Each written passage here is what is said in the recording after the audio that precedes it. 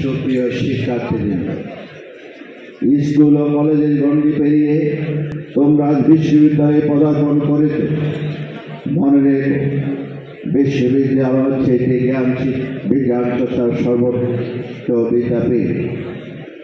আর অপুষ্টি শিকার হতো। আজ 2024 সাল, বাংলাদেশের মানুষ প্রায় 18 কোটি, কিন্তু বাংলাদেশ কিন্তু খাদ্যে স্বয়ংসম্পূর্ণতা অর্জন করেছে।